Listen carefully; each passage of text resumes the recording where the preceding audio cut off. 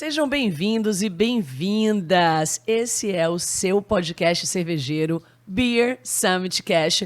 Hoje recebendo a ilustríssima Bianca Tellini. Obrigada, Bianca, pela presença, ter aceitado o convite. Tudo bem? Tudo bem, muito obrigada pelo convite. Eu que agradeço. Que massa. Bom, sem mais delongas, já vou começar te perguntando qual é a sua formação e o que levou você a trabalhar com cervejas, especificamente no controle microbiológico. Como você estava me dizendo em off, que te botou nesse rolê. Me botou nesse rolê. Amarrei o meu bode. Eu sou formada em biotecnologia molecular. E aí eu entrei nessa faculdade porque eu sempre tive o sonho de ser cientista, desde criança. Eu assistia O Mundo de Bikman e isso me levou para um caminho assim de querer desenvolver coisas né? Só que durante a faculdade eu não tinha nenhum contato com a cerveja. E isso faz algum tempo já. Então eu me formei ali em 2014. O cenário de Porto Alegre, que é onde eu sou, de cervejaria, especialmente de laboratório, era muito ainda recente, praticamente não existia. E aí eu me formei, tomava cerveja, assim como uma pessoa, como CPF, como eu brinco. Só que daí eu comecei a gostar cada vez mais disso. Eu gostava muito de fermentação já, dentro da faculdade. E vi nessa possibilidade, nessa falta de gente no mercado, uma chance de carreira mesmo. E aí comecei, saí da faculdade e comecei a mandar currículo para tudo que era cervejaria de Porto Alegre, pedindo uma vaga em laboratório. Ah, inocente, né? Porque não existia laboratório. E aí a primeira cervejaria me deu uma chance para trabalhar no comercial, totalmente fora, assim, do meu contexto. Mas fui, né? Abracei a causa e aos poucos fui conseguindo alinhar as minhas expectativas como microbiologista, né? Como biotecnologista e a cerveja. Tá, que massa. E aí você ficou muito tempo no comercial? Eu fiz de tudo. Eu entreguei cerveja, eu vendi cerveja, aprendi tudo que era sobre imposto, lidei com gente, aí comecei a organizar eventos, porque o meu negócio era contato com o público, eu gosto muito disso. Certo, eu também. Nossa, demais. E aí, aos pouquinhos eu consegui ir encaminhando para isso. Até hoje eu faço muito evento, eu gosto muito disso, mas a minha expertise mesmo é em controle microbiológico e qualidade. Que massa, que massa. A gente chega lá, né? Quero que você fale para todo mundo. É claro, a gente tem um público também seleto que entende muito de cerveja, mas para o público, vamos vislumbrar, né, uma pessoa que apenas é um entusiasta, gosta de cerveja. Explica, por favor, assim, com esse linguajar mais descolado, mais tranquilo, como se dá uma análise de produto. Perfeito. Então, dentro de uma cervejaria, a gente pode ter um laboratório muito pequeno até um laboratório super complexo, né? Mas pensando em análises básicas, o que a gente tem que pensar é durante os processos. Então, a gente tem grandes processos a serem analisados. Então, a gente pode fazer análise desde a fermentação até processos como cerveja que é filtrada, centrifugada e depois a cerveja pronta. E aí, sobre essas análises, a gente pode fazer análises microbiológicas, então ir em busca de organismos contaminantes que possam estragar aquela cerveja. A gente tem uma sorte muito grande porque a gente não tem nenhum contaminante que faça mal à saúde humana. Mas, para a cerveja, isso é bem prejudicial, né? Então, a ideia é a gente procurar e eliminar esses organismos de produtos que estão desde a fase da fermentação até o produto envasado dentro do laboratório. E aí daí a gente tem outro caminho de análise, que é a questão de extrato, de álcool, de pH, lupulagem, enfim. Então, a gente tem essas duas grandes frentes dentro de um laboratório. Tá. E falando para esse público, então, o que você realiza nessas análises é o que vai garantir o resultado lá na ponta para quem vai abrir a lata, a garrafa, Perfeito. Puxar o tap e provar uma boa cerveja. Exato. E isso é bem importante para a cervejaria, porque se a gente identifica um problema ali na fermentação, a gente pode resolver isso até chegar ao final, né? Essa é a minha pergunta de agora, exatamente isso. Quando vocês identificam um contaminante, há a possibilidade de resolver o problema ou a cerveja está perdida para sempre? Depende. Essa pergunta é meio cabulosa, assim, porque depende muito do organismo que a gente encontrou e da quantidade desse organismo. Então, se a gente pensar em bactérias produtoras de ácido acético, que vão lembrar vinagre, qualquer consumidor vai sentir isso na cerveja. Mas a gente tem alguns outros contaminantes que vão causar alguns problemas, por exemplo, turbidez, que se a gente identifica isso logo no começo do processo, a gente consegue resolver com alguns processos depois da fermentação, por exemplo, com centrifugação, com filtração, para que essa cerveja consiga chegar de maneira adequada no consumidor sem que a gente descarte ela, né? Tá, que bom. Por isso é muito importante, né? Exato. O controle Demais. microbiológico. Bom, qual a importância para uma cervejaria ter o seu próprio laboratório? A gente falou tanto disso, né, na pré-entrevista, mas explica exatamente, tintim por tintim, qual que é a importância de você ter o seu próprio laboratório. Sabe que o primeiro laboratório que eu montei numa cervejaria, o dono da cervejaria falou que ele estava montando um laboratório para conseguir dormir tranquilo. Porque o laboratório te dá parâmetros e você consegue medir esses parâmetros e a partir disso você entende o que está acontecendo no teu processo. O que acontece numa cervejaria que não tem um laboratório é que você fica às cegas. Então, quando acontece um problema, você não sabe identificar de onde ele veio, qual é o problema e, o principal, como resolver esse problema, né? Então, o laboratório te dá segurança. Ele vai te indicar dados, né? Vai te trazer dados concretos de números do que está acontecendo no teu processo e como você pode resolver isso. Tá, mas aí uma pessoa pode perguntar para mim, tá, mas eu posso pegar o meu produto e mandar para análise no laboratório. Isso Pode. implica em quê? Aí que tá. Você não tem autonomia, né? A gente tem alguns laboratórios no Brasil que realizam essas análises, mas imagina que assim, você tem a tua cerveja agora. Tá. E aí você, por garantia, vai mandar para um laboratório para fazer essa análise. Esse laboratório vai levar pelo menos uma semana. Laboratório rápido. Depois que o produto chegar lá... Depois que você mandou para lá. Tá. Uma semana para te trazer o resultado. E o resultado não te diz como resolver aquele problema. Ele vai te indicar que você tem aquele problema X. A quantidade de bactérias tal.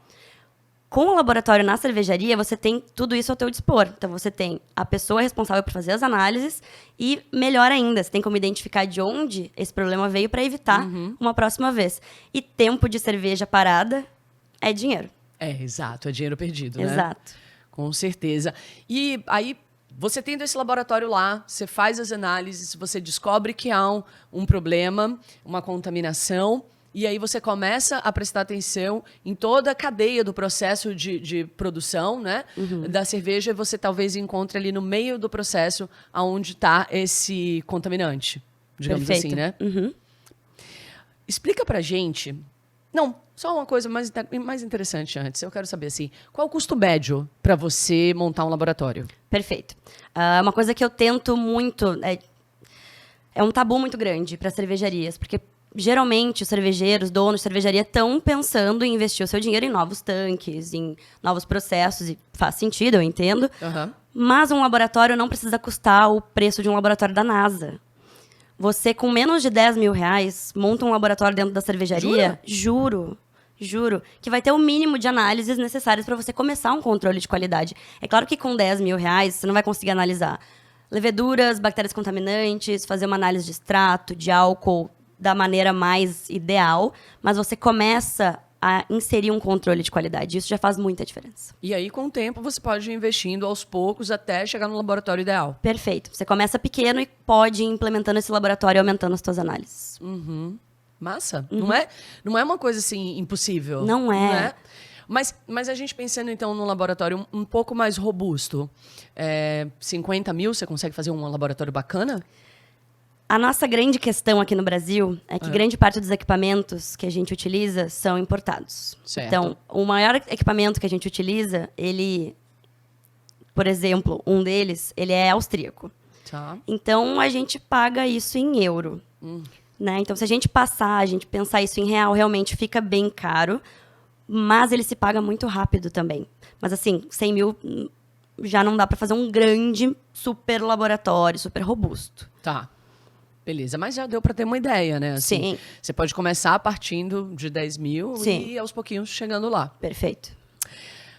Qual o perigo de uma marca não manter o padrão dos seus produtos? Esse é sempre o meu marketing. Por que eu vou montar um laboratório? Por que eu vou gastar esse dinheiro com um laboratório e não com um novo tanque, comprar novos lúpulos, fazer um contrato novo? Hoje, a gente tem tanta cervejaria no Brasil, e falando por Porto Alegre, tá? A gente tem tanta cervejaria, e ao mesmo tempo, com esse aumento de quantidade de cervejarias, a gente tem um aumento tão grande de consumidores de cerveja artesanal, e eles estão cada vez mais exigentes com o produto, que se você entrega uma vez uma cerveja boa, e na segunda vez uma cerveja totalmente diferente, é muito provável que esse consumidor não vai te dar uma terceira chance. Porque ele tem outras opções, ele tem outras ofertas. Então, para mim, padronização é a chave do sucesso de uma cervejaria. É o que fecha o storytelling, sabe? Qualidade, para mim, é sinônimo de padronização. Claro. Imagina essa pessoa, fiquei aqui viajando quando você estava falando, imagina essa pessoa, ela tomou aquela cerveja, ela adorou. Aí ela fez o quê? Ela convidou uma outra pessoa para ir lá tomar aquela cerveja com ela. E quando ela vai fazer aquele momento tão especial, dizer, olha como é incrível a breja que eu escolhi pra gente tomar, a pessoa se decepciona e se constrange. Exato, é frustrante. Então, é um foco muito importante para a marca. Concordo isso, né? demais. Uhum. Explique pra gente como a elaboração de uma receita cervejeira pode impactar na lucratividade do produto final. Esse é um ponto muito relevante que não é levado tanto em consideração nas cervejarias. A gente pensa muito em melhoria de processo, mas na parte de receita isso geralmente fica. Até porque grande parte das pessoas que fazem as suas receitas tem um apego emocional. Sim. Aquela receita. Uhum. E aí aquela receita ganha um prêmio. Você fala, a cerveja perfeita. Eu vou manter isso para sempre.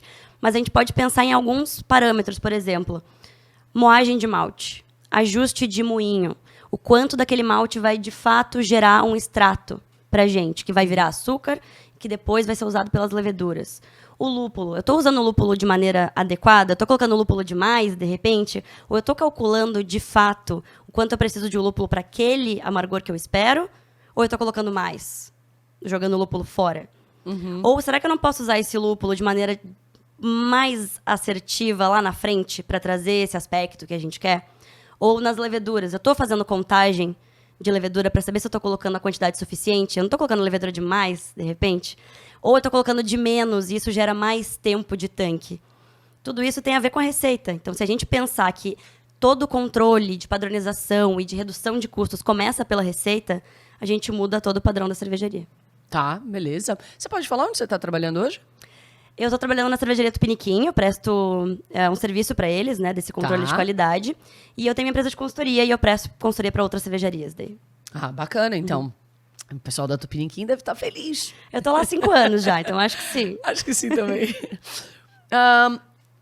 Eu queria, por gentileza, que você dissesse quais os canais para quem quiser contratar os seus serviços, quem se interessar em buscar a tua consultoria, como te acha? Perfeito. A gente tem o nosso Instagram hoje em dia, essa é a nossa grande rede de contatos, né? Sim. @Clado Consultoria. Fala devagarzinho. Clado Consultoria.